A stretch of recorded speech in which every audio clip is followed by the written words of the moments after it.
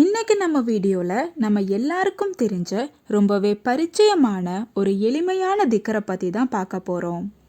என்னதான் இது எல்லாருக்கும் தெரிஞ்சிருந்தாலும் நம்மள பல பேரும் இது ஓதுறது கிடையாது. ஆனால் இந்த திக்கர் இம்மையில மட்டும் இல்லாமல் மறுமையிலையும் நமக்கு கை கொடுக்கும். வேலை வாய்ப்புகளை தேடி கஷ்டப்படுற நபர்களுக்கு அல்லாஹு தாலா இந்த திக்கர் மூலமா அவங்களுக்கு ஏத்த வேலையை அல்லாஹு தாலா கொடுப்பான். அதே மாதிரி பிஸ்னஸ் செய்கிற நபர்கள் இந்த திக்கரை ஓதுறதுனால பிஸ்னஸ்ல பரக்கத் அதிகரிக்கும். அதுபோல கடன் தொல்லையில இருந்தும் இந்த திக்கர் உங்களை பாதுகாக்கும். இந்த திக்கரை தொடர்ச்சியா ஓதுற நபருக்கு அல்லாஹு தாலா அந்த நபரோட மன கஷ்டங்கள் எல்லாத்தையுமே நீக்கிடுவான். ஏன்னா இந்த திக்கர் அந்த அளவுக்கு சக்தி வாய்ந்தது.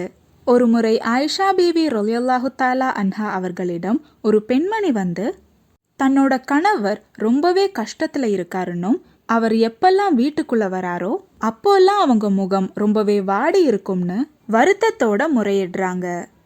அப்போ ஆயிஷா ரலியல்லாஹு தாலா அன்ஹா அவர்கள் அவரோட கணவருக்கு எதனால இந்த மன வருத்தம்னு கேட்டாங்க.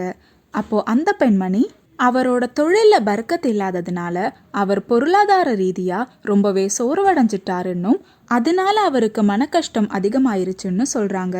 அப்போ ஆயிஷா பீவி ரலியல்லாஹு தாலா அன்ஹா அவர்கள் அந்த பெண்மணிக்கு ஒரு துவாவை கற்றுக் கொடுக்குறாங்க. அந்த துவா ரப்பனா ஆத்தினா ஃபித்துன்யா ஹசனத்தன் வஃபில் ஆஹிரத்தி ஹசனத்தன் வகினா அதாபன்னார். இந்த திக்கரை நம்ம காலையில் எந்திரிச்ச உடனே ஓதுற அந்த துவாவுக்கு அப்புறமா 17 முறை இந்த திக்கரை ஓதணும். இந்த மாதிரி காலையில் இந்த திக்கரை ஓதி நம்மளோட நாள் ஆரம்பிக்கும் போது அல்லாஹு தாலா அதில் பிரத்யேகமான பரக்கத்தை பொழிவான். இந்த துவாவோட அர்த்தம், எங்கள் இறைவா, எங்களுக்கு இவ்வுலகிலும் மறுமையிலும் நன்மையை அளித்து நரக நெருப்பின் வேதனையிலிருந்து எங்களை காப்பாயாக. வருமானம் இல்லாம கஷ்டப்படுற நபர்கள் இந்த துவாவை தினமும் காலையில ஓத முயற்சி பண்ணுங்க.